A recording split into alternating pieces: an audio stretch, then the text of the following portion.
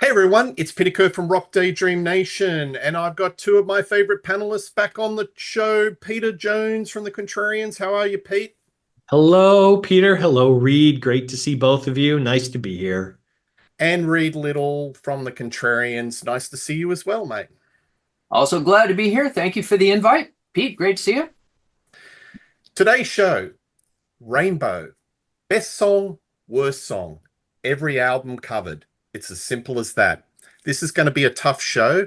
The premise is we cover all the albums going back from Ritchie Blackmore's Rainbow right to the last album. Now, the rules of the show are it can be a B-side, it can be an album track that may have been released on one of the special editions later. So we've extended the rules. Reed, you broke a few rules with Deep Purple, so I thought this time we'll be a little bit more generous and we'll include B-sides off tracks just to make it a little bit more interesting, a little bit, a bit more racy. All right. So starting off with Ritchie Blackmore's Rainbow. So this was the first album, 1975. Ritchie left the Deep Purple Coupe, basically took Ronnie James Dio's band Elf with him, sans the guitarist. Pete, best song, least favorite song. Okay, and here we go. There were a couple that were vying for the top position on this one, but one of them has always kind of risen to the top. And for me, that's going to be 16th Century Greensleeves. I think it's just exceptionally well composed. It's very concise. It's to the point. It's got a really great feel to it. The lyrics feel and sound good. There's a kind of that whole magical, mystical thing that we've kind of associated with the Dio era, especially. And this is where it all kind of works. And it's a fun groove. It's got a good feel to it. Great solo from Richie, and even more impressive live. And but here on the record, that will take the top spot today. To go to the least favorite, there were probably as well a couple here that I probably could have put in a shaker and see what kind of came out when I turned it over. But today it's going to be if you don't like rock and roll. This is the one that just seems the most Elf-like. Now, that's not a bad thing. I love Elf. But if I wanted Elf, I'd listen to Elf. you know, uh, Richie here really doesn't make any contribution up and above what I would get on the previous Elf record, which really hadn't been out very long either before this came out. But that's one I really kind of don't care for it. It's a little bit in the context of what I was hoping for here, a little bit honky tonkish, and that just kind of took it down a little bit of a notch. So my favorite on there is 16th Century, and my least favorite, if you don't like rock and roll. Thanks, Pete. That's a cracker of an opening. So, Reed Little, what's your favorite and least favorite track of Ritchie Blackmore's Rainbow? Okay, so I have to throw in just a little bit of context. I think it's a really funny story. I had no idea that Dio sang in Rainbow. I first got into Rainbow during the Joe Lynn Turner years, but then I became a huge Dio fan. I may have been a Dio fan first and then got into the Joe Lynn Turner. I'm not exactly sure which one happened first now, but it was a friend of mine who had an older brother who had these cassettes, and I told him how much I liked Dio, and he said, well, here, you should listen to this Rainbow cassette. And I was like, Rainbow? That's Joe Lynn Turner. And it was Ritchie Blackmore's Rainbow that he gave me. And I took it home and put it in my cassette player, and I was like, oh, holy crap, Dio used to sing for Rainbow? So that was a surprise to me. But now looking back at the history of the album, of course, Rainbow was built because Ritchie Blackmore wanted to record a cover of Quatermass's Black Sheep of the Family. The rest of Deep Purple didn't want to do it. That was the last straw for Ritchie. I think, Ritchie was looking for the exit anyway. So he leaves, he takes Elf with him to record this song, and he and Ronnie have some chemistry and they start writing. And in that context, just considering how quickly it happens, and they go from, hey, let's cover this song, to doing an entire album that basically lays the foundation for what will be power metal someday, because it's much more fantastical, it's much more mystical, it's much more neoclassical. Although I guess Greensleeves, late Renaissance, I'm not really that good with my historical English eras, but nonetheless, a completely different sound than Deep Purple had, and they were very good at that. But my favorite track immediately and always has been Man on the Silver Mountain. Very cool. It's an immediate tension getter. You put that in, and it dun, dun, dun, dun, dun, dun. It's a great riff. Yes, it's a little reminiscent of Burn. It's the same chord progression, just played in a slightly different pattern. Ritchie was really into those double stop riffs, but it's awesome. And then Ronnie comes in with the with his lyrics, and yes, they're very mystical. He's singing about he's the man on the silver mountain, and it's such a seminal in the truest sense of the word. It gave birth to other forms of music, and Dio was still doing that song in concert as of the last time I saw him live, and that was on his last tour. Now, he often did it in a medley with other songs, which I kind of thought was lame, and I would have preferred he just did the entire song. But nonetheless, it was such a fantastic song. It really had legs, and I don't know any Dio fans, maybe not. I don't know a lot of people that step up and say, hey, I'm an avid Rainbow fan, but I never got into Dio. But I know a whole lot of Dio fans who also love Rainbow. And they love this song. It's just part of the Dio canon. Now, on the flip side, I'm also going with If You Don't Like Rock and Roll for exactly all of the reasons that Pete gave. It is clearly an Elf song. They had a very compressed time frame. They needed to come up with music. It's got a freaking honky-tonk piano solo in it. I mean, if that doesn't indicate that it wasn't originally intended for Ritchie. And interesting that Ritchie doesn't really bother pushing the piano solo aside and playing on it. So I guess he's just like, yeah, it's good enough. We need a filler track. Who's even going to be paying attention? Plus, they had no idea, what was going to come out of all of this. And it's a decent song. I mean, honestly, it would have been the best track on Elf's last album. But as a Rainbow song, it lacks. But it's definitely my least favorite as opposed to the worst song. All right. Thanks for that, Reed. I ask a question? Sure. Reed, there are those who take the track Man on the Silver Mountain, and it's one of the most dramatically different from its album presentation to its live presentation. Are you a proponent of the original slower speed or the vastly accelerated speed that they would do subsequently live? Oh, this is such a cop-out answer, but I feel like the album track is dragging.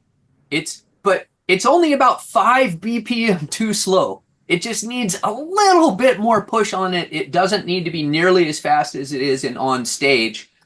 Frankly, I never liked the way Vivian played it. I've seen recordings of Vivian doing it. I don't think he does it justice. Craig, being such a Ritchie worshiper, he played it very well. And by the way, that was one thing I really liked about Dio is he tailored his set list for his guitarist. When he was playing with Craig, he had a lot more Rainbow material. When he was playing with Tracy G, he played with a lot more Black Sabbath material. Yeah, I think it could be a little faster, not as fast as it is on Stage. But I don't like the production on this whole album. I think it's kind of cheap. It's a little wimpy sounding. I don't think that the engineer really knew how to get a good hard rock guitar sound. So it's great songs, but I think that if they had had the production that they had on Rising, it really would have lifted the whole album. Well, there you go. I haven't got much to say because you guys have done said all the things that I was going to say. I've actually picked Man on the Silver Mountain. That's my pick. 16th Century Greensleeves was just a fraction behind. They're the two standout songs. For the record, I prefer Man on the Silver Mountain a little bit more punchy, a little bit faster. Dun, dun, dun, dun, dun, dun, dun, dun. Okay. I find this album kind of odd, a little bit muted. I like I think it's great songwriting. There's some really decent songs, but I find it a little bit kind of doesn't have the explosion that I would expect Ritchie Blackmore with this band and Ronnie James Dio would have. That comes later. So I think Pete and I have had many discussions about what was Martin Birch is a wildly inconsistent producer. His very Mhm. best works are just magnificent, but there are some where it feels like he might be having a cup of tea in the console room, and you don't exactly know what he's doing. So this album is just a little bit muted. It's not punchy like the other albums that we know Martin does, especially with, the works like, look at those first couple of albums with Iron Maiden, which are just absolutely magnificent. Anyway, Love Man on the Silver Mountain. I can't tell you how many concerts I've gone to when they do a sound check and they play compilations of various heavy metal songs. This always is played. Motorhead, they always played Man on the Silver Mountain. Van Halen, they've covered it. I think this song or this particular album influenced so many hard rock bands, especially in the Sunset Strip of the early 80s. My worst song or the least favorite is like all you guys, if you don't like rock and roll, I put down Boogie Woogie Barroom Rock, and it just sounds like Elf. I haven't got much more to say. It sounds like a bit of a track filler. Anyway. All right. So we get on to the granddaddy from 1976, Rainbow Rising. So this is a very economical album, not that many tracks. Pete, best song and least favorite song. I didn't say worst, least favorite. No, there isn't a worst on here, not in my camp. There's clearly a couple of tracks here that really kind of stand out and no pun intended, rise above the others. Um, but for me, for the longest time now, the track that is in my top position has been there for a long time. And to me, it's the closer, A Light in the Black. I think this is everything that makes the Ronnie and Cozy era of Rainbow work. It's all here. Up tempo, driving, unrelenting, double bass, Cozy's thundering away, brutal riff from Richie, Ronnie singing his brains out. And that in of itself would be enough to make this my top track. But it's the solo sections that just are mesmerizing to me. And Richie and Tony are just off the charts good. And it's one of my favorite Blackmore solos of his entire career. When he comes in, that tone is laser focused, and he's doing everything that makes Richie Richie. He's fluid. He's being melodic. He's holding notes. This beautiful vibrato, and then these beautiful runs, these classical influenced, na na na na na na na na na na na na, and then they harmonize to it, and oh, I'm just like, and then na na na na na na na na na na na na na, I'm like, holy cow! And it's so tight and it's so precise, and then you think, and this is something that when I met Vinny Appice, someone asked him a question during the Q&A, and they said, well, what was it like when you first played with Ronnie? He said, of course, he did some rehearsals with Geezer and Tony, And he's like, oh my God, we're so loud. He says, how is any singer ever going to sing over this? And yet Ronnie opens his mouth and just like another instrument, just soars over the top of it. And you hear a song with this much power and this much energy. And you're like, how is somebody going to sing over it? And then here's, I'm coming home, home. And Ronnie's just dominating. He's just so good at it. It's super great, tight ending. The composition is perfect. No wasted anything. And it's some of the most enjoyable 8+ minutes of any track that Rainbow's ever done. So Light in the Black is easily my favorite here. Least favorite, it's not going to be a surprise. Do You Close Your Eyes? The others are much more epic, like they're more powerful and have more energy. I don't dislike the song, but it's just its company is so stellar that something kind of has to sit at that lower spot. So for me, it's Light in the Black up top and Do You Close Your Eyes bringing up the rear. Yeah, nice picks, Pete. Pete, Ronnie was a trumpet player from very young. Do you think that would have contributed to the vocal prowess that he had to project his voice? And when we say he was a trumpet player, we have to put this in context. He was Juilliard conservatory quality good.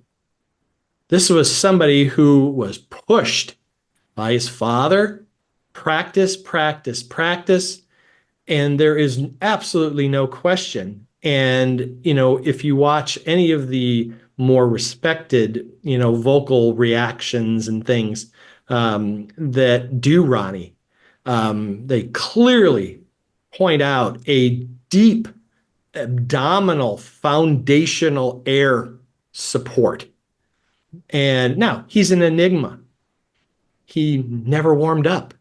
He smoked. He drinks. He did everything you should not do to a voice, and it didn't bother him one iota. So there's just something natural, but there's no question that being able to have that deep needed, like a great any brass player or wind instrument player at that quality or level of technique, air is everything. Support is everything. It doesn't damage this part. It all comes from down below. And you can hear it in his tone and in his power and in his sustainability. So absolutely.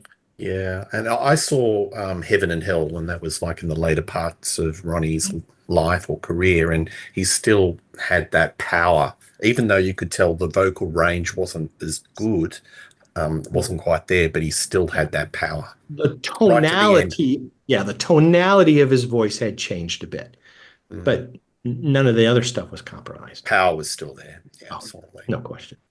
Nice picks. All right, Reed, what have you got? Best and least favorite. At the risk of being way too obvious, Stargazer is my favorite track. What first drew me to love Dio was his work with Black Sabbath. But what drew me to Dio the band and my favorite songs, even with Black Sabbath, are the epic tracks. And this, in a way, both Man on the Silver Mountain and 16th Century Greensleeves, those are like the seeds of what would become the epic tracks, but they're not quite there. This is the epic track full blown. That last album, that was a practice run. It was good. It was unbelievably good considering how little time they had spent together, but this is the real deal. They've got a running start at it and they just hit it. And it's a classic for a reason. It has that amazing opening drum solo. Now, if it were me, you could cut most of that out. I'm pretty sure Pete appreciates it much more than I do. Wrong. Yellow card. I hate trying to. Whenever I'm trying to practice my guitar, and I'm like, I'm going to try and play Stargazer, and I have to sit through that drum solo. It's not that long. It is. It is if you're waiting for the song to kick in. Now, I'm going to mute your mic. But everything about it is just killer. The riff is so killer. Dio's voice, again, is so killer. But what really makes this song the epic that it is are the lyrics.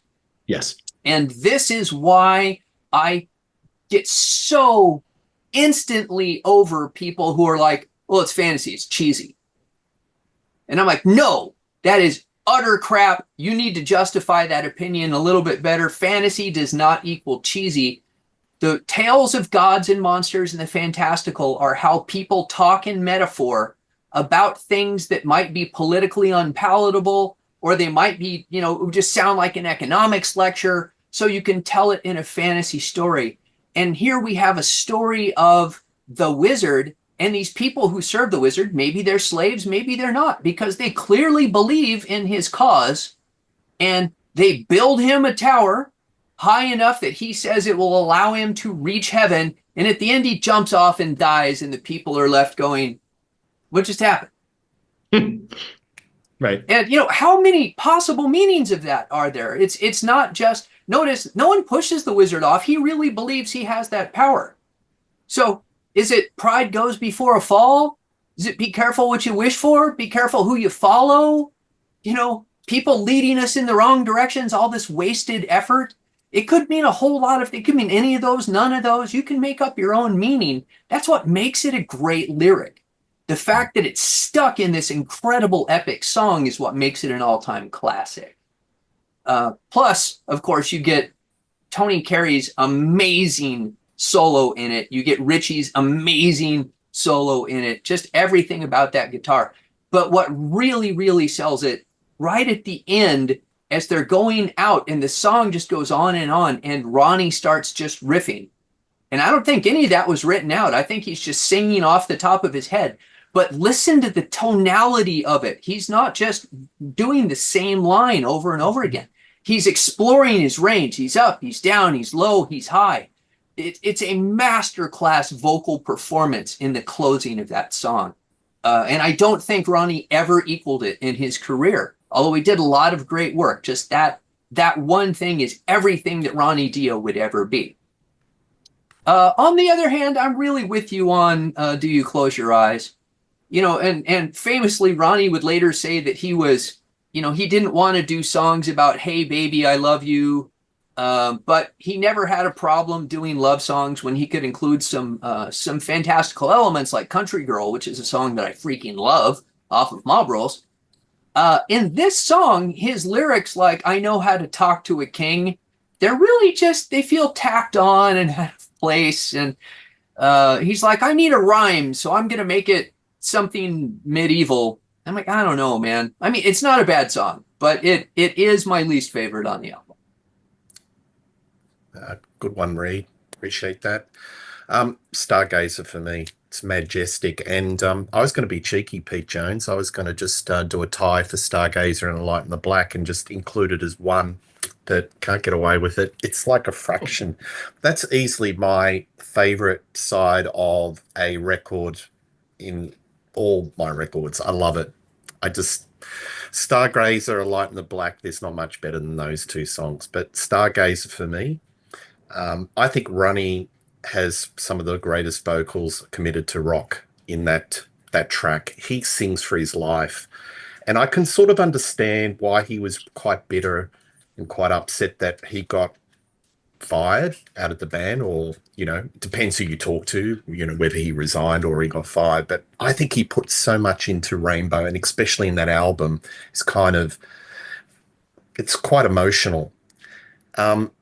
People who don't equate emotion with Rainbow, listen to Stargazer, listen to Richie and that solo. There's so much emotion. People think about Blackmore can be clinical and can be a shredder. He's not. There is so much emotion and in the tonality of those runs. It's just masterly. The intricate runs that he does, how it's constructed. It's like he listened to Kashmir with Led Zeppelin and he goes, well, I like that. And he's taken it and turned it into something completely different that is distinctly Blackmore-esque, made that word up, and he's made it his own. And I just think it's one word, it's genius. I just think it's one of that song probably single-handedly created the genre of power metal. So you think of all the bands like Epica, Opeth, they go back to that particular song. That's planted the seeds for a whole genre of music, and that's not too shabby. So, Stargazer, I just think it's one of the greatest Rainbow songs. It probably contains one of the great Ritchie Blackmore guitar performances. I've got nothing much more to say. As for least If favorite, Do You Close Your Eyes? I think of it as a bit of a palate cleanser. I think it's a good track, but because all the songs wrapped around it tower over it, it sort of gets lost in the shadows a little bit. But it's a good song. It's not a bad song, but I think it's just and necessary where it's placed in the track listing, and it gives the listener a little bit of relief as a bit of a palate cleanser because of what happens on side two when you flip it over and you've got those two epic tracks. So it's necessary, it's in the right spot, but just in the selection of all the songs, it's my least favorite. But that doesn't mean it's a bad song. All Well, right. two things, if I can jump in real quick. You were talking about the ending, Reed, and I think one of the other elements of it is that they bring the orchestration in at just the perfect time. It when the strings start to come in and you can see them in your head just going at it. While it just adds on top of what Ronnie is doing at the end, adds this color change that so it doesn't get stagnant while the band underneath just keeps repeating and repeating. And now there's something new to latch onto. And then another thing, real quick, Bruce Dickinson would often say that, if he comes out on stage with a costume on, or, there's a big giant inflatable Eddie or this and that and the other thing, he goes, look, conviction is everything. If you think it's kind of snickery, the audience jumps on it and they know that you're just being kind of tongue in cheek and a little bit trite. The lyrics that Ronnie does works because Ronnie's the one delivering them. Other singers can't get away with that.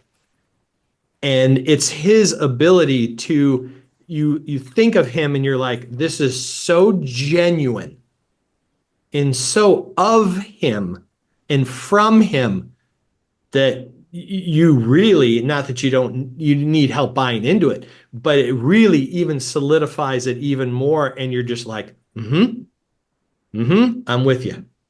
And I think that is something really special about Ronnie. You can't have somebody sing something they don't believe in. It's as transparent as it gets. Let's go to the next album, which was Long Live Rock and Roll. Pete, what's your favorite track? What's your least favorite track from this album? All right. Well, I think this is kind of an underappreciated record. Its bigger brother gets a lot of the attention.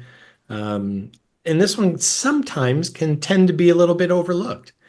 Of the albums in our homework assignment here, this was the most difficult for me to pick a favorite. I've got 3 or 4 that are all neck and neck vying for that top position, and different days in different moods and different needs move them accordingly. So I think that is a sign of a strong record when I've got a lot of contenders here. But for me, at the end of the day, at least for today, I'm going to go with the opener on side 2 and go with Kill the King. For a lot of the same reasons that I mentioned with A Light in the Black, especially as a drummer, this is just just a power metal clinic. The riff, this is the same kind of riff, and Reed hit on it. Richie was notoriously plagiaristic, but of himself. So I guess we can forgive that. There were certain elements of Beethoven and other classical composers who wrote enough stuff that you could go, well, that's just a repeat of something they wrote earlier. So that's not uncommon. But, there's so much about this. It's got so much propulsion. It's just got so much energy, and it really came down to not only Ronnie's really intense and wonderful lyrics and vocal delivery. Again, the instrumentation part of this during the middle to later part of this track is just, oh, it's astonishing. And these guys had such precision and they played so well together. And, making the upgrade to the musicians that they did during this era has to be acknowledged for one of the reasons why there was such a huge jump from the debut. Better players are better players, and I don't mean to disparage the guys in Elf, but these are guys with much more cred, a lot more history, and they are able to take what is in front of them and funnel it through all their individual filters, but come out as a collective. The double bass work from Cozy on here is just crushing. And, Richie's solo is just flamethrower. Yeah, it's just so great.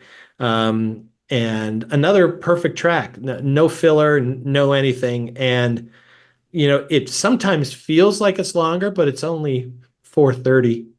It's really just goes and you're like, wow, and you're just like, woo. So that's always, well, today that's my favorite. Least favorite has always been the same. I'm not a fan of LA Connection. I think it just is kind of plotty. It's a little uninspired for me.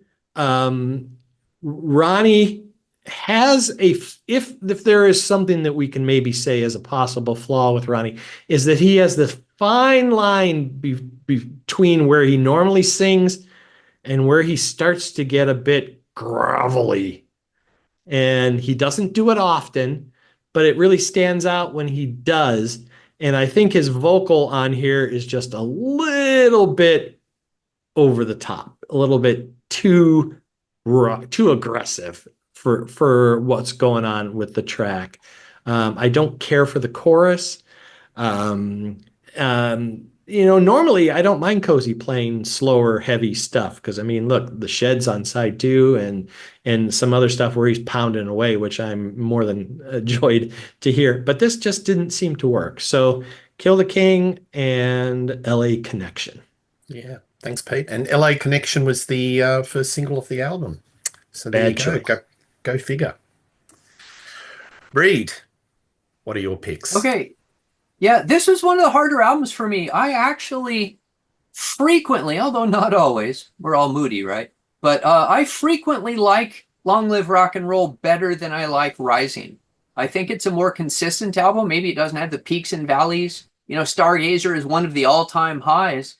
But I like every track on Long Live Rock and Roll. It's clearly very influential on Dio. Look at, once he started the Dio band, he always would open his albums with a song about rock and roll. Well, this is where that starts. Even arguably in Black Sabbath, if you consider Neon Nights and Turn Up the Night to be about rock and roll, which they arguably are. Anyway, it's fast. Like you said, it's not just fast because it's not like 180 BPM. I think it's 100. I looked it up and now I can't remember it. It's only in the 120s, but it sounds frantic. It sounds driving and moving forward. Cozy's ever so slightly ahead of the beat. Richie is constantly hitting right in front of the beat. So you're constantly being propelled forward. And then one of my favorite tricks, and we'll see it in other Rainbow songs because clearly this was an effect that once you hear it, it works so well after the solo. And Richie plays one of the fastest solos he's ever put in.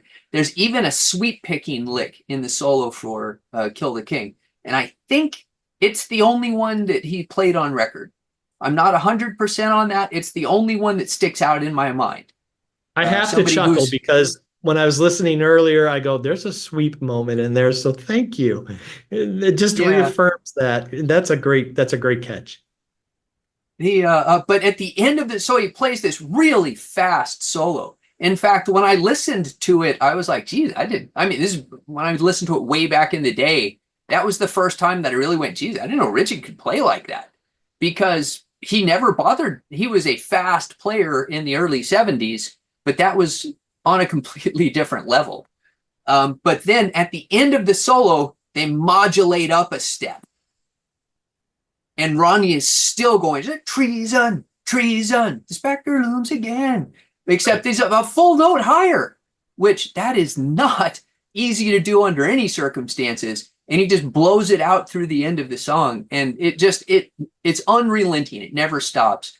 And right there, you've got the missing pieces of power metal. You've got, the double bass drumming. You've got the frantic tempos. You've got the high lyrics and the fast soul. I mean, it is power metal. It's speed metal. This song influenced everybody from Halloween to Metallica. It's just a wonderful, wonderful song. And honestly, I don't know why they didn't open the record with it. Although I think if they had called the record Kill the King, people would have thought that Ritchie Blackmore was retiring. So now, and I happen to, I adore LA Connection for the completely off the wall reason that I love it when Ronnie goes, woo! And I don't know why I love that. I just do. But my least favorite, and it not worst by any stretch, because again, I love every song in this album. But my least favorite is The Shed. And it's for the very specific reason that I know Ronnie is a tiny man, and him singing about how tough he is walking down the street and you better get out of my way just doesn't work for me. He sings it with conviction. If I had never met him, if I had never seen him in person and I just heard this song, I would have no issues with it. I hate to be heightist. I'm not a big man myself, but I'm 4 inches taller than Ronnie was. So him singing about how he's walking down the street and I'm steel, don't you try and bend me. I'm like, man, we all want to be there, Ronnie. We do. But yeah, I'm sorry, man. Well, but if you want to draw a distinction, sometimes they say walk softly and carry a big stick. Yeah. Ronnie may be the small guy, but he's got Cozy behind him, bashing and knocking down foundations. So maybe he has a little bit of support and some help behind him that, he's the freight train feeling no pain, one Right. track, better step aside. That's coming from underneath. Well, I don't think I can hear that song in the same way ever again after that. But anyway, thank you, Reed. You are welcome. As always. Gates of Babylon for me. Love that song. And I think if Richie was going to outdo the lead break in Stargazer, he almost does it in Gates of Babylon. I love reading people's comments on YouTube in regards to their critiques or what different songs bring to them. And I want to quote you a Lisa Wallace Designs. And she said, listening to Gates of Babylon, I feel like I'm standing at the edge of a cliff overlooking the ocean at night and the wind whipping my face. And I thought, yeah, that's how I feel listening to that song. It's wonderful. It's got a little bit of world music. You got the wonderful Bavarian string ensemble. You've got that beautiful, intricate Eastern sounding guitar lines of Ritchie Blackmore. It's masterly. It's well crafted. It's kind of genius. And Ronnie sings, it's outerworldly. So Gates of Babylon is for the win for me, but Kill the King would have just been a notch behind it. Now, my least favorite song, and I don't say it's a bad song, is Rainbow Eyes, because when I listened to Rainbow Eyes on the record, I was always expecting it to turn into a power ballad. It's going to be like Stairway to Heaven, and it's going to have a little bit of a bit more crunchy, but it always seems to be at that same sort of, it's a ballad from start to finish. And I kind of felt a little bit disappointed because I guess my expectations were based on other songs. But anyway, Ronnie sings beautifully. It's very heartfelt. It's very sincere. But you know, comparative to all the other songs on this particular album, it's probably my least favorite, and it's the one that I gravitate to the least. But doesn't mean it's a bad song. It's just I just don't gravitate to it as much. All right.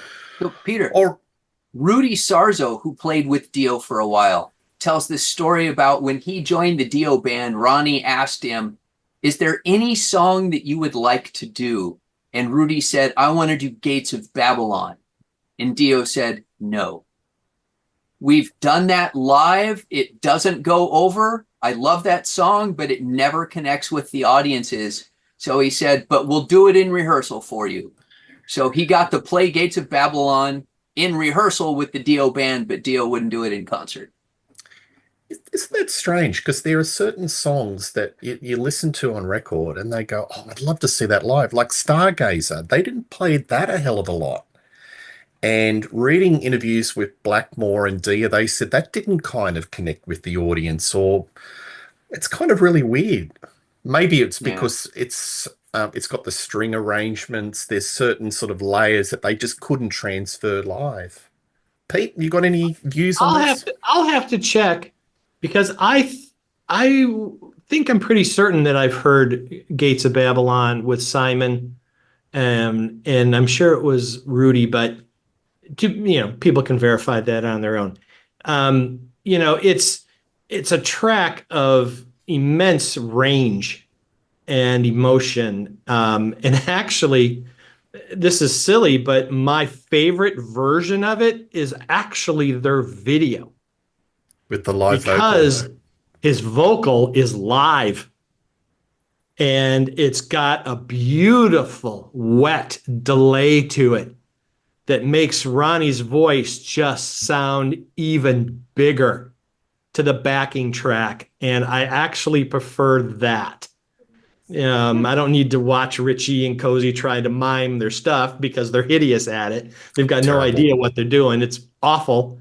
But when you see Ronnie just standing there, almost like a hand in pocket, that's like, and this comes out of his mouth. It's just, it's just so huge, and it's just so glorious. And I don't think very many of the Rainbow tracks really hit the mark too often outside of Rainbow, either in Dio.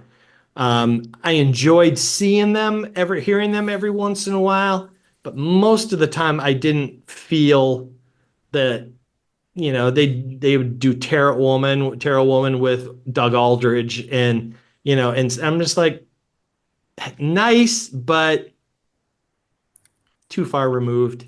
Close but no cigar type thing. Yeah, no, and I just hone back to, and like you said, most of these, weren't played live because at this point, Richie, by the time you Catch the Rainbow, Mistreated, and Man on the Silver Mountain with an extended solo, a blues section, a recapitulation of Starstruck, back to Man on the Silver Mountain, Kill the King, and Still I'm Sad, 16th Century, you're done. There's no time left. Right. And which is sad because there aren't good archival live performances of so many of these great tracks, inner tracks that they never even made it to the set list most of the time.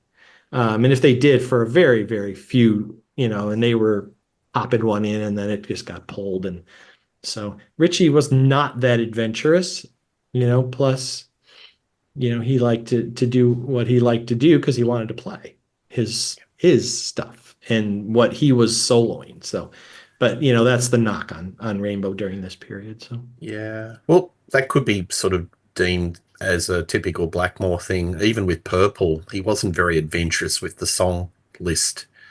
no, To get him to change a song or go into a deep cut, he'd be kicking and screaming.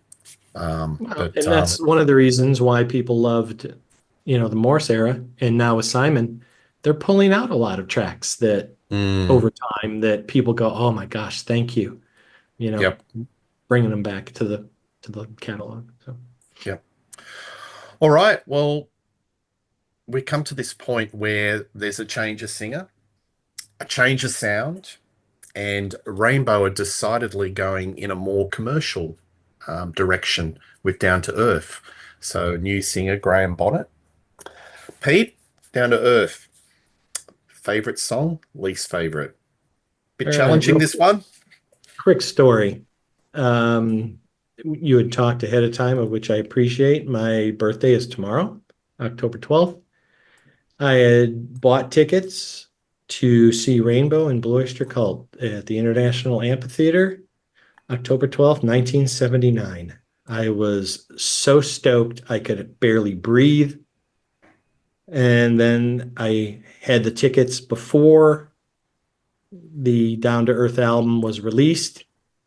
And I grabbed it and turned it over, and I can't find Ronnie's name. And I have never been more upset. Only topped by the actual show itself, which was one of the worst opening sets of any band I've ever seen in my life. But I got to see Cozy, who was massive, and then Blue Oyster Cult wiped them off the stage. So there it was. This is a difficult album for me. It's clearly my least favorite of their whole catalog. It's not something I listen to at all. So I'm going to evoke the bonus rules because I'm picking a B-side, which was the B-side to the single All Night Long and the track Bad Girl. I think this is the standout track of the Bonnet era. And why this isn't on the record is absolute head scratch to me. The groove is killer. Richie's playing is great. For some reason, the production seems even sharper and cleaner and tighter than the rest of the record. And I also don't feel like Graham is screaming as much. That shouty vocal that he does that kind of drives me nuts. It's a little more controlled, more melodic. It's still got plenty of commerciality to it, but it's got that underlying tight, punchy riff to it. And that'll always be my favorite from the Down to Earth era. So if you haven't heard it, folks, it's out there. Go check it out. I think it's a great track. My least favorite has been my least favorite since I first heard it, and I just gave it away. Since You've Been Gone is just, I can't stand it. I didn't like the intro. I don't like the backing vocals. I don't like the chorus. You know, sometimes modulations work. This one feels more Barry Manilow-ish than it does artistic. I don't care for this track at all. So this actually is in the worst section, just not least favorite, because this is a song I do not like at all. Right. Thank you, Pete. Reed. Okay. Well, I'm not quite as down on the album as Pete is, but I have to admit, over time, a lot of albums I have enjoyed more. Over time, I enjoy anything with Graham Bonnet less. When I was a younger man, I used to love Alcatraz and this album and Assault Attack. No. Yeah, Assault Attack is the one he did with Michael Schenker, right? But the older I get, I'm like, this guy is constantly shouting at me. I wish he would dial it back a little bit. He's a very shouty vocalist. Plus, I got tired of him constantly bitching about, oh, I was not a heavy metal singer. And I'm like, and yet every project you have ever recorded is heavy metal. Every project. That's so annoying. So in any case, though, the album does have some good songs. And in fact, every time I listen to it in one of these exercises where you're listening to all of the Rainbow records, it's bizarre to me how squarely this fits in the middle between Jolene Turner and Dio, because there are at least 3 songs on here. Well, Since You've Been Gone, unfortunately, but Love's No Friend of Mine, No Time to Lose, any of those could have been on Difficult to Cure. It would have just fit right in on Difficult to Cure. But there are also some songs that easily could have been on Long Live Rock and Roll. So I know people tend to say there was this massive transition when Joe Lynn Turner came in, but I think it was much more gradual than that. It was much more of a veer than it was a 90-degree turn. Regardless, having said all that, I really like the song Lost in Hollywood. Now, it's very shouty, but I could easily see it as a song off of Long Live Rock and Roll. It's got that same, it's perhaps a little bit too close thematically to LA Connection, but it's got a better riff. It's got no woo, although I love that.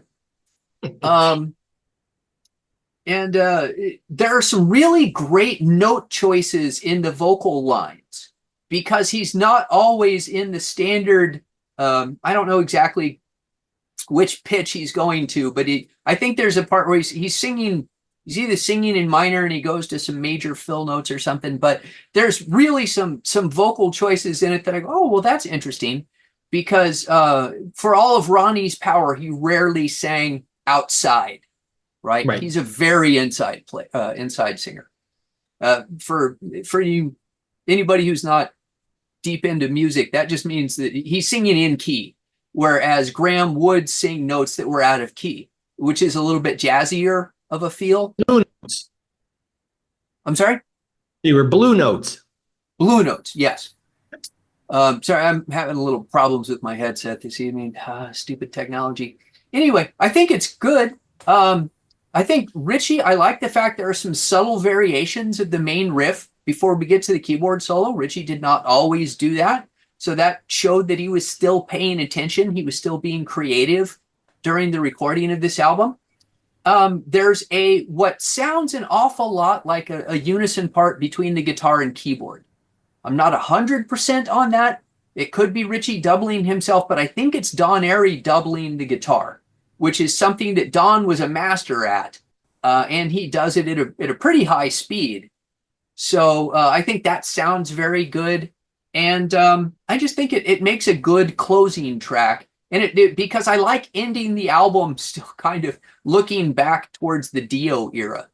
Now, on the other hand, I am 100% with Pete on Since You've Been Gone, and I want to I'll provide a little bit different take on it. Richie was never shy about doing cover tunes. For all of his love of improvisation and all of his apparent moodiness, he was fine doing cover tunes. If you go back to Deep Purple's first album, it has 3 cover songs on it, including their first hit, Hush. That was a cover song. And I think that comes from starting his career in the 60s, when it was a fact of life that all new bands had to record cover versions. Even the Beatles and the Rolling Stones, their first 2 albums are mostly cover songs. And almost every band was forced to release a cover tune, a previously popular cover tune, as their first single. Now, that was no longer the case by the mid-70s, but I think Richie was just comfortable with that idea. So he goes out and he chooses a Russ Ballard song. And doggone it, Russ has some music I love. I hate to beat up on Russ. He had on Abominog, Uriah Heep does a cover of On the Rebound. I love that song. Ace Frehley had Back in the New York Groove. I love that song. Frida did I Know There's Something Going On. That's a Russ Ballard song. Also a very, very good song. Russ Ballard did Voices. That's a great song. This song is crap. And I don't understand why of all of the Russ Ballard songs that Richie could have picked, he picked this one. And it's so on the beat. Since you've been gone. Since you've been gone. I'm like, oh my gosh, swing it. Do anything to it other than what you do. It's a terrible performance. And I don't understand how this became Rainbow's biggest hit, which it unquestionably and objectively is. It's the only song from Rainbow that is still played on rock radio. Heavy metal stations will sometimes play Stargazer or Man on Silver Mountain if you're listening to satellite radio or something. But if you just listen to classic rock radio, they play Since You've Been Gone. It went to number 6 in the UK, which is I just don't understand why that song was so popular, because I am not a fan. Well, gentlemen, that's my favorite song on the bloody album. All right. Yeah! I like that You- album. I'm going to be contrarian. I love Since You've Been Gone. It's punchy. It's a great song. I love Richie's outro, and I love it. So there you are. Okay.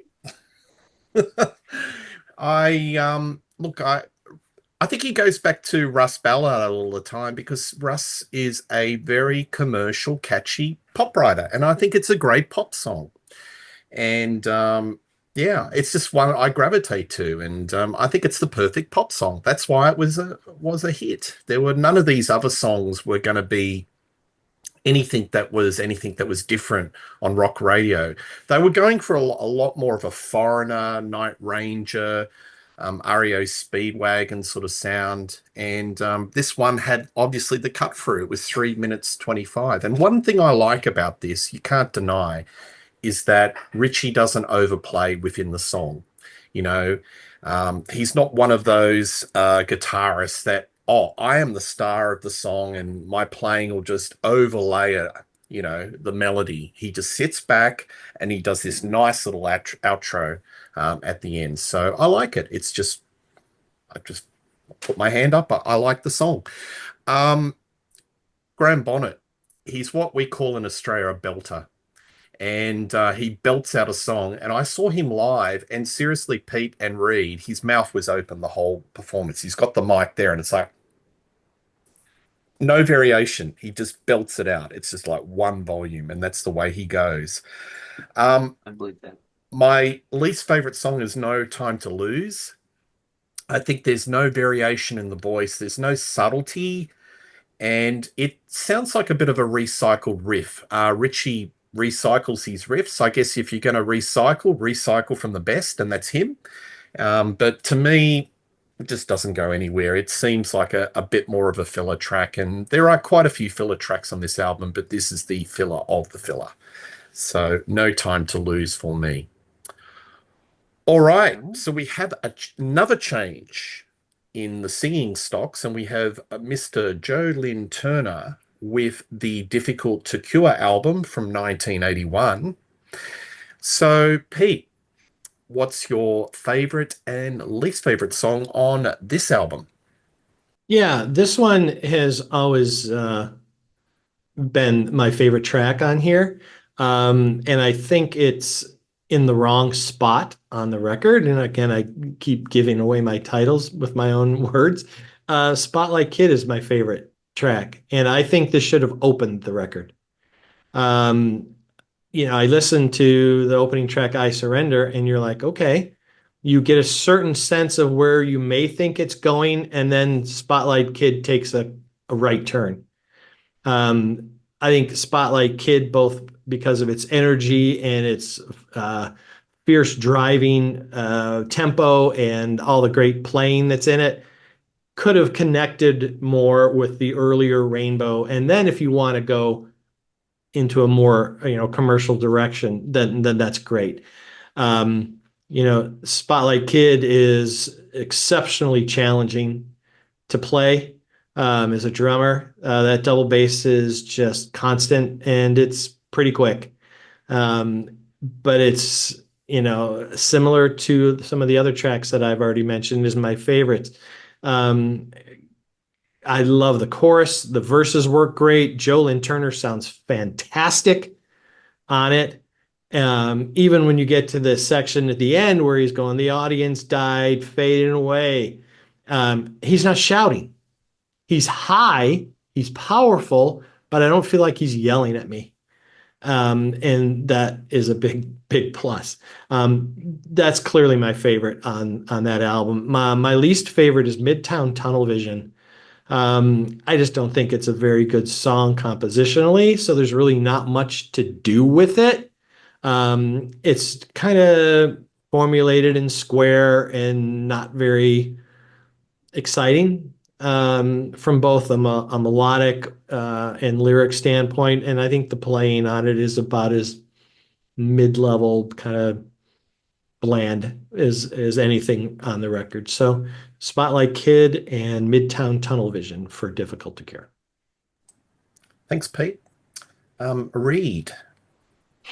Okay, well, it's funny. Pete Jones and I often have different opinions, but we seem to be kind of locked in on Rainbow. Spotlight Kid, by far my favorite track on Difficult to Cure. And I also think it should have opened the album. We're going to get to why I think that here at length. But in any case, it's a really good song. It is, again, more reminiscent of earlier Rainbow. I love Joe Lynn Turner's vocals. I have no problem with his vocals on any of the albums. I have several Joe Lynn Turner solo albums. I've got the Hughes Turner Project. Peter and I did a great video on the Hughes Turner Project. If you're watching this and you haven't seen the Hughes Turner Project video, you should look that one up because it was a good discussion. JLT was the Spotlight Kid. He said in interviews that Ritchie Blackmore used to call him that. Like, Ritchie wanted the spotlight on him, and JLT would kind of want to nudge him out of the way and take over the spotlight because he wanted to be the guy out front. So he is the Spotlight Kid.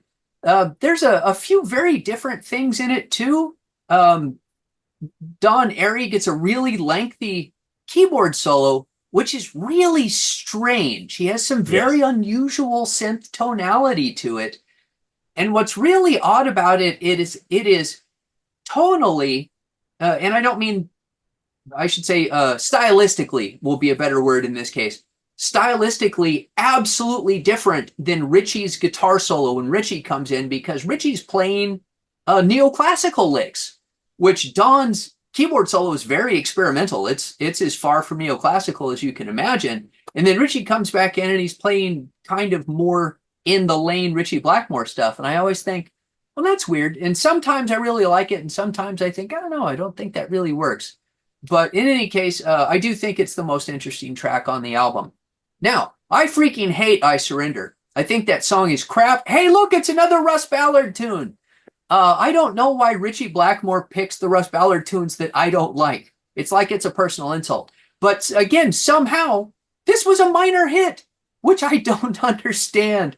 Joe Lynn Turner did it in concert for years. There's a live version of I Surrender on the Hughes Turner Project Live, which I don't think it deserves that. It's a terrible song. It's really just a bog standard. Anybody could have written it. The lyrics are terrible. I have a very good friend who's writing songs, and she's like, oh, I don't think my lyrics are very good. And it's like, let me read you something from a guy who had multiple top 40 hits. I surrender. Oh, I surrender. I've given up the role of pretender. Oh, be tender, baby. Please be tender. And she was like, stop. My lyrics are better than that. I'm like, yes, I know they are, because those are terrible lyrics. So, yeah, they could have ejected that song completely or put it as the next to last song. It wouldn't have been the last song because Ritchie has that instrumental as the last song on the album. But they really should have opened with Spotlight Kid. That's a top flight Rainbow song. Would have been a great introduction to Joe Lynn Turner, as is, if you put on the album and listen to that song, you instantly, I get so much why people say Rainbow wanted to be Foreigner. Because you hear this song and you're like, oh, geez, it's AOR.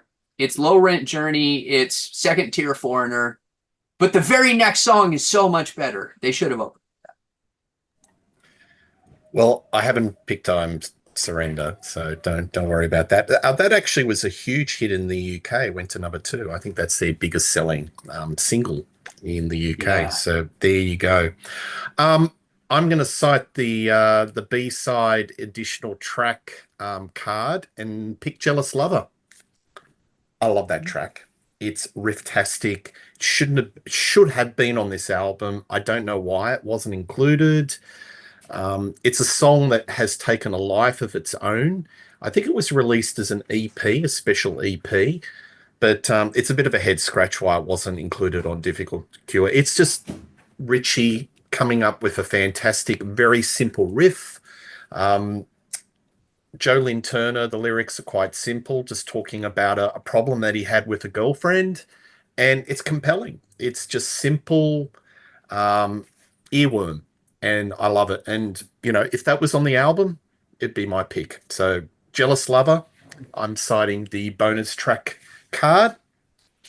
Now, you guys are probably going to diss me on this one. Spotlight Kid. It's my least favorite, and it has always been my least favorite. And I can't, it comes down to two things. Firstly, Don Airy's keyboard is a little bit, I don't like the tone of his keyboard. It's just this really weird sound to it. It's not, doesn't feel as sharp as it should be as part of the arrangements. And I don't like that Zorba the Greek type of Ritchie Blackmore riff, you know. Oh, the Yeah. yeah. I always found that a little bit cheesy. Followed with the hey. Yeah. You know, I feel like I'm at a Greek wedding and they're smashing plates and yeah, I don't know. I've never grooved on that song. My theory about I Surrender, why it's the first track, is simply what they used to do in the 80s, is they put top heavy with the hits. So that was the designated single. And I think it was the record company that thought, well, we've got to start with the single. So I don't think it was in the band's control. I think it was Polydor Records, and yeah, let's start with I Surrender. But I agree. Maybe the track listing of this album should have been rearranged. Anyway, that's my picks: Jealous Lover and Spotlight Kid. Just a last comment real quick on the keyboards in Spotlight Kid. The reason they work for me, and Peter, you and I have had lots of conversations about when keyboardists use patches and tonalities that instantly date them. The reason I always found this one very fascinating because it for me, it evokes a lot of Keith Emerson. It's just cool. It kind of raw saw blade, and it's just so cool. The slides up and down with the portamento going up and down and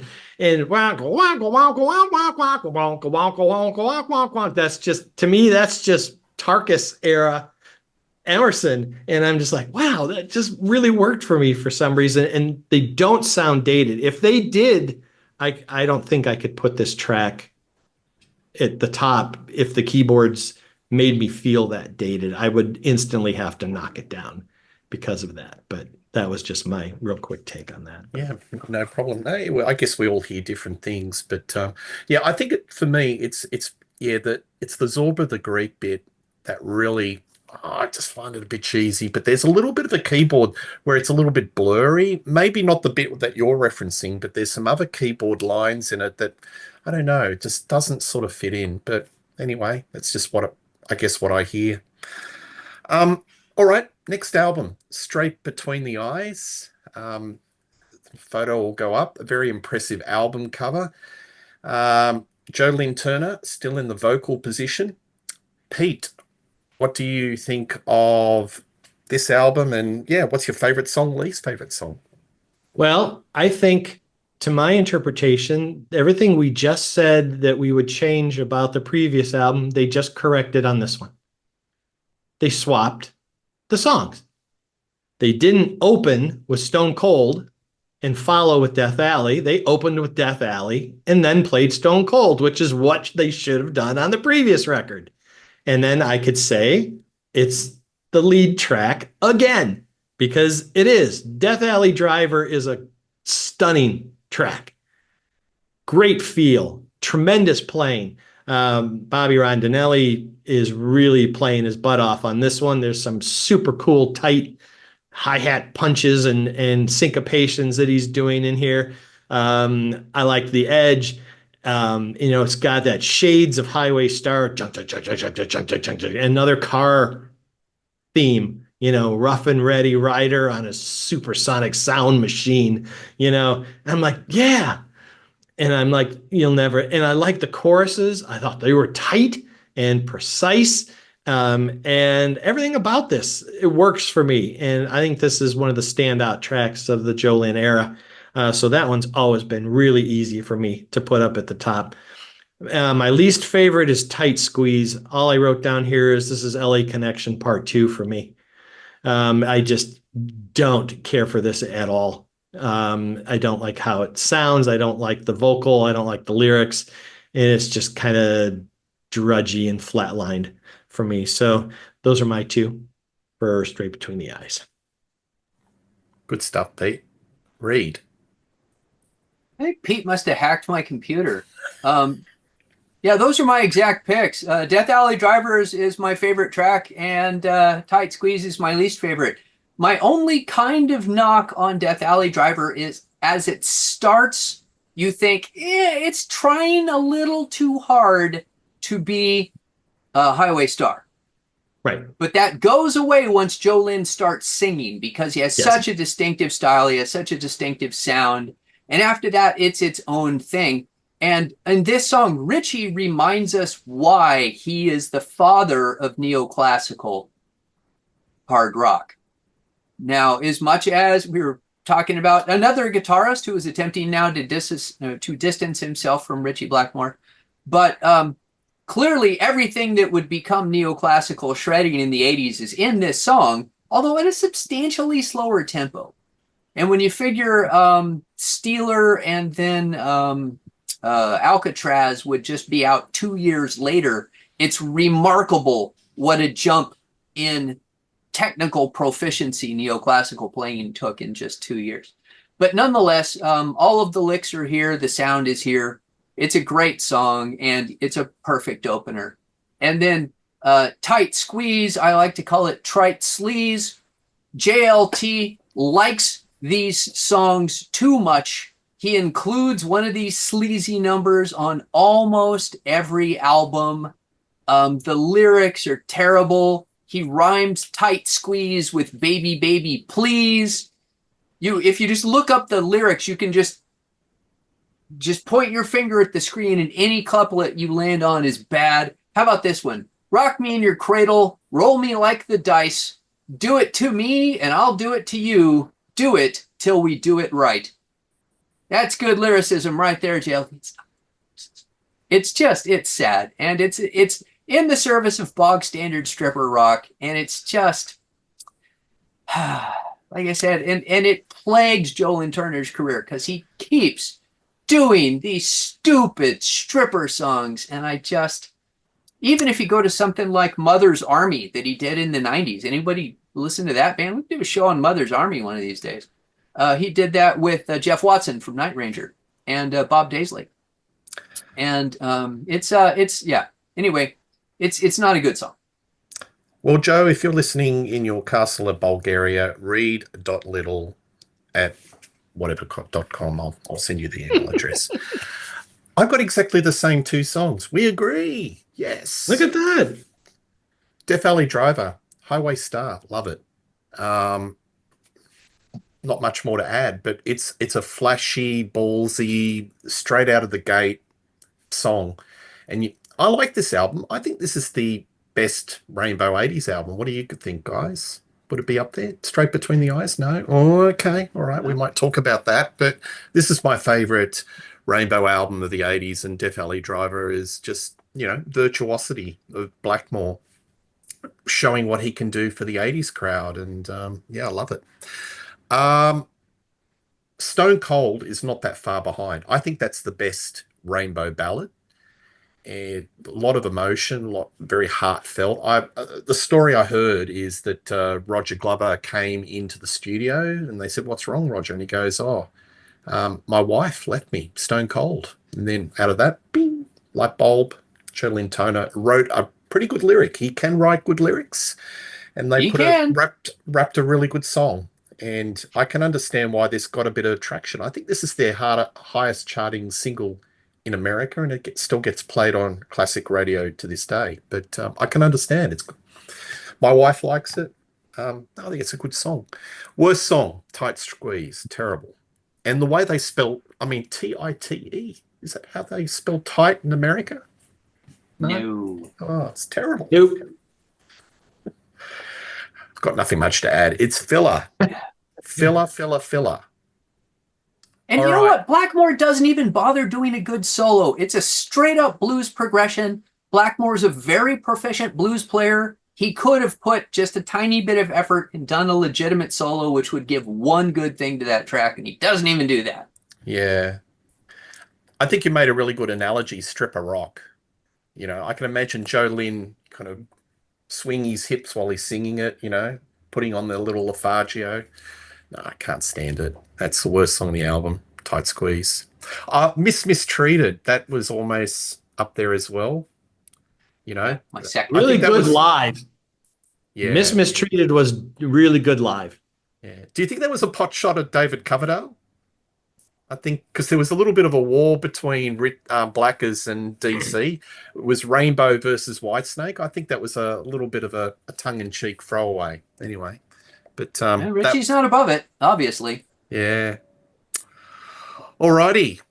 So we get down to we're getting there. We're getting there. So Bent Out of Shape from 1983.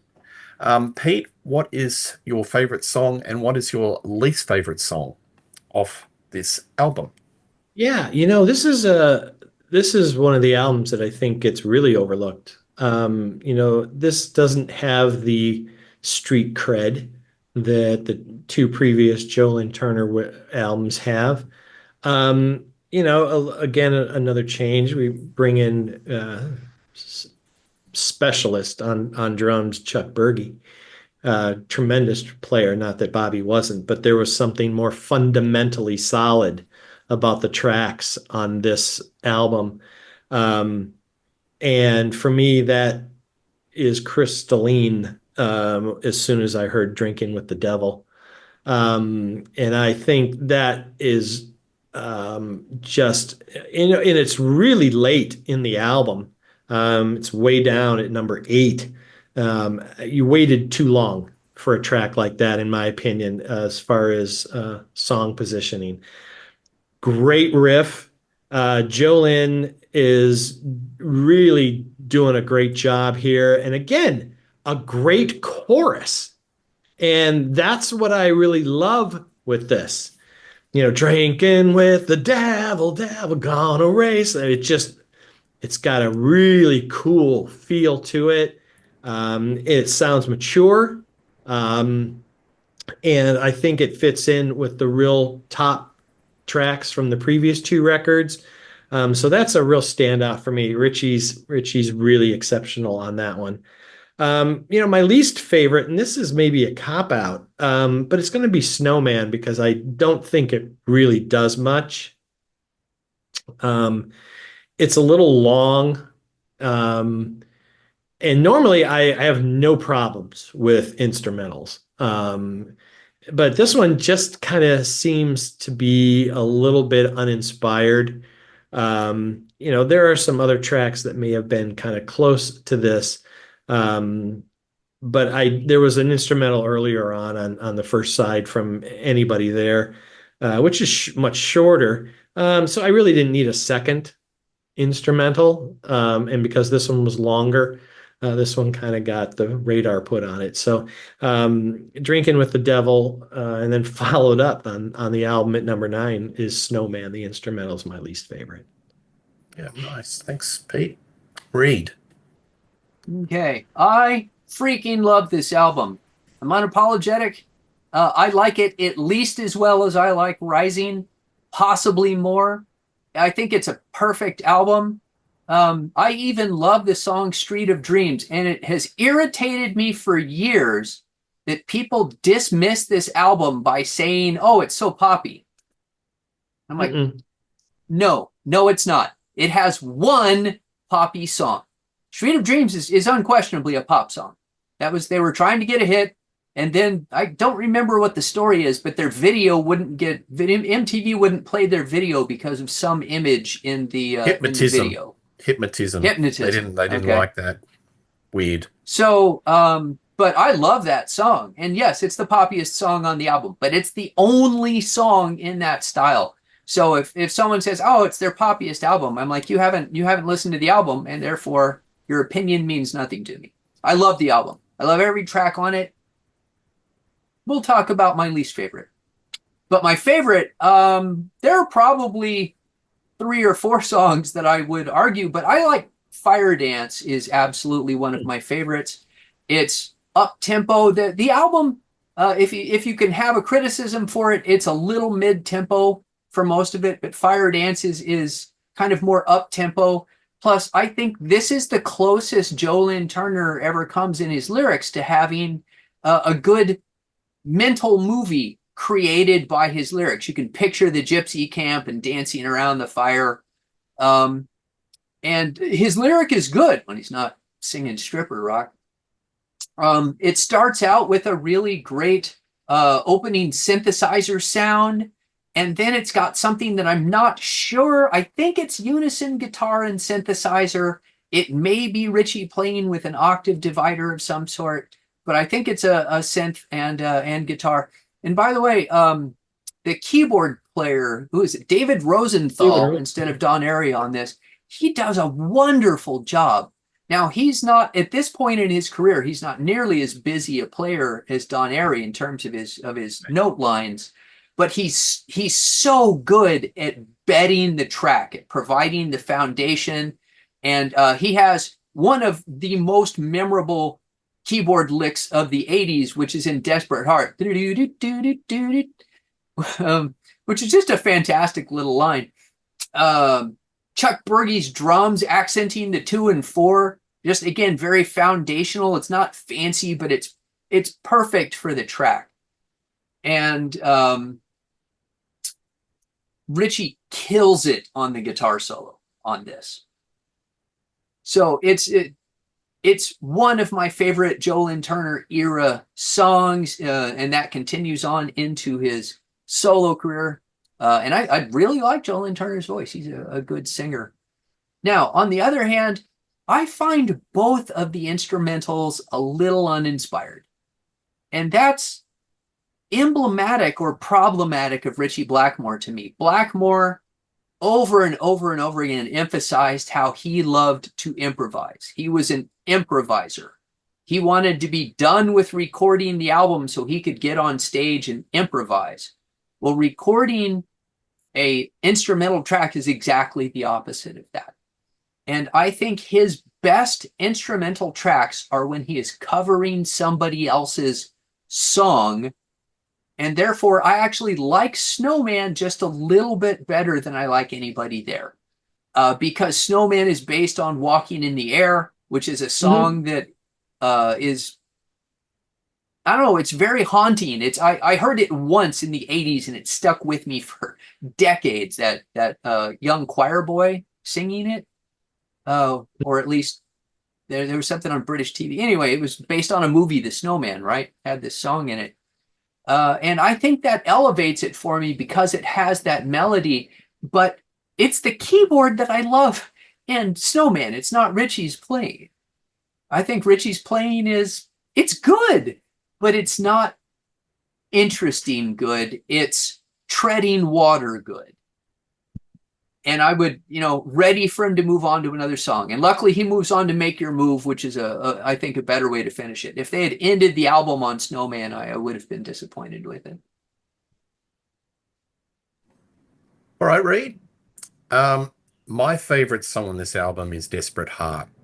I love that chugging Edge of 17 Stevie Nicks guitar kind of chugs along. It really drives the song. It kind of percolates, gives it a sense of urgency. Joe Lynn Turner does a really good vocal line. His singing on this album is really, really strong. I love this album. So it's a toss-up between Straight Between the Eyes and this album for my favorite Rainbow album of the 80s. But look, Desperate Heart, I just think it's catchy. Could have been a hit single. Anyway, what is to be is to be. But Desperate Heart is my favorite song off this album. My least favorite is Make Your Move. If you're going to finish the album, you should finish it with something that's really punchy and memorable. And to me, this is a bit of filler. And you can tell songs where Ritchie's engaged. When Ritchie's engaged, you can tell there's a little bit more thought that's gone into the arrangement. There's a bit more collaboration. But when Ritchie's not as engaged, you can tell, oh, he's only done 1 or 2 takes. And it's like, okay, we're done. We're finished. We're out of here. And to me, it feels a little bit rushed. So Make Your Move, I don't think it's an outstanding song. And that's my least favorite. But look, Pete and I have done many shows on Rock Daydream Nation as part of the Deep Purple family talking about What If. And I honestly believe if this album had a bit more of a record push and maybe the Perfect Strangers, the Deep Purple reunion didn't occur, could have been a whole different story. This could have been the breakthrough Rainbow album. I really feel that maybe Rainbow were one album away from breaking in America, at least, or And worldwide. I like this album so much better than Perfect Strangers. When my friend played Perfect Strangers for me for the first time in 1984, I was like, wait, I had to give up Rainbow for this? You must be kidding. This album sounds contemporary, 1983, Agree. Yeah. 84, where Perfect Strangers, it's a little contemporary. There's a few little contemporary flourishes, but it seems more of the classic rock from the 70s, more in the past. So that's the way I relate it. But it's a strong album, and if it just had a bit more record push, I think this could have been the breakthrough Rainbow. But alas, it wasn't to be. And I think the thing that really killed was not getting MTV airplay for Street of Dreams. That's the killer. If you Yeah. can't get your video on MTV, then there's no push. Alrighty. So in the next album, which is the final Ritchie Blackmore Rainbow album, and funny enough, the final rock record that Ritchie Blackmore ever did was 1995, which was a completely different lineup, and that was Stranger in Us All. So, Pete, what is your favorite song, least favorite song on the final album of Rainbow? Well, I really like this record. I've always liked it ever since it came out. First of all, I have to comment on how sonically powerful I believe it to be, at least to my ears. This has got a lot of energy, a lot of depth, a lot of low end, but clean. The highs are nice. Everything's placed where it should be, and everything translates well. Richie's guitar is more reinforced. It's got more edge to it. It's got a bit more bite. And that was solidified when I saw this tour at a large club that my band has played, several times in the Western Burbs of Chicago. I mean, that's how far they had fallen, popularity wise. They were playing a club. But it's still Ritchie Blackmore. And, Greg Smith on bass is a genius. His work with Alice Cooper live and a great bass player, great singer. And I'm telling you, Doogie was spectacular. Doogie could sing every era, everything that they needed to do throughout the whole Rainbow catalog. He was competent in and did a tremendous job. It's interesting, we talk about instrumentals, we talk about those types of things and doing other people's work. Again, he's got the classical nod. This time it's Edvard Grieg. We've got Hall of the Mountain King on here. But this is going to maybe surprise some people. My favorite track on here is the last track they do, and it's Still I'm Sad. And this, of course, appeared on the debut record as an instrumental, which I really liked. It's one of the more aggressive and fierce performances on that debut. And then, of course, there's no vocals on that. But then live, they do vocals with Ronnie. And to me, on this version, with the way this sounds and Richie's tone is just gloriously vicious. And this is the culmination of all of those as to what that track should have been all along. It should have had vocals. It should have been a track that appears like this from the very, very beginning.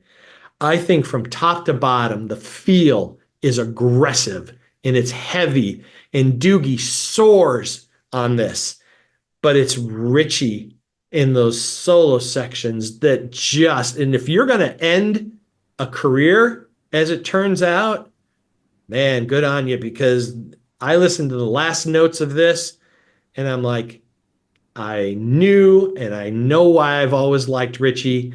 And this just reinforces it and leaves a really good, dessert or palate cleanse at the end of a really good long meal that has been decades in creation. And I go, this works. There's great tracks in the middle as well. I'm a huge fan of Ariel, huge fan of Hunting Humans. But it's a kind of a mixed bag. It's got some tracks that are more like inner tracks of like Long Live Rock and Roll era. And then there's kind of some that would fit on the Jolene Turner ones. And then so they're kind of all over the place on here, not a real cohesive unification, at least from track to track. But Still I'm Sad is my favorite on here. And I love how this was done. Least favorite is Stand and Fight. I just didn't, I like the other tracks better. I don't think it's a bad track and would certainly be a stronger standout track if it had been on any of the Jolene albums previous. I don't think there's anything offensive about it. Doogie does a great job. And I just think it's just one of those albums that people kind of just have dismissed out of hand going, what? There was still a Rainbow record way back in, as far as 95. I'm like, yeah, there was. Go listen to it. So Still I'm Sad and Stand and Fight to end out my Rainbow choices. Well done, Pete. Thanks for your picks. Reed, what are your final two picks? Okay. So I have a really funny relationship with this album because I didn't know it existed until like 5 years ago. I don't even know how I found out about it, but it was like, wait, there's a Rainbow album I don't have? How did that happen? But that's also an indication of how little press this album got when it came out. Yeah. So I tracked down a copy of it and got it, and I was like, oh, I was pleasantly surprised. I love Doogie White. I have to admit, I thought Doogie White was going to be huge. And instead, the guy has bounced from band to band. He's a journeyman. I saw him play with George Lynch, opening for Dio, in fact, on one of the tours. Doogie has an amazing voice, and I think his singing on this album is fantastic. And I'm sure he sounds great. And I think he's singing for Tank now. Some band that's still barely hanging around from the new wave of British heavy metal. And yeah, the man deserved to be in an upper tier act. He definitely had the pipes for it. Yeah, he was the one that most people say was the choice that they believed that Maiden should have made when they brought in Blaze. And a different career that certainly would have made. Because you can certainly extrapolate Doogie's voice and easily hear him soaring on a lot of the Bruce era stuff. Did he audition, Pete? I believe he did, and I got to remember he was close. But yeah, I did an episode with Tyler Hagopian on his LP Tremors. We went through the Blaze albums and the audition process, and many were saying that Michael Kiske from Halloween was in the mix, but they never contacted him. He never auditioned. He never did anything with him. But I do believe Doogie actually did. And if I'm incorrect, then I'm wrong. But I'm trying to remember all these things. So, but he had the voice for it. He certainly could have sang it, and he's energetic. He's fun on stage. And that seems like it would be a good match. But in the wrong era, that's the thing. 1995, in the middle of grunge and alternative rock, he wasn't built for those times. If it was in 85, he would have been huge. Great set of pipes, that guy. Sorry, Ray. Timing is everything. Speaking of which, my favorite track on the album is Ariel, specifically because I think it has Doogie's best moment. Now, he sings fine on all of this, and fine sounds dismissive. He sings great on all of the tracks. But there's that moment at the end of Ariel where I'm so lost and all alone, so far from my home, Ariel. He's doing it an octave higher than I'm doing it, but I don't want to scream at the camera. he just sounds amazing. And that is one of those moments where I can listen to that song quietly and I'll go over to the stereo and crank that one piece. And my wife's like, "You're going to break the windows. Can you calm that down a little bit?"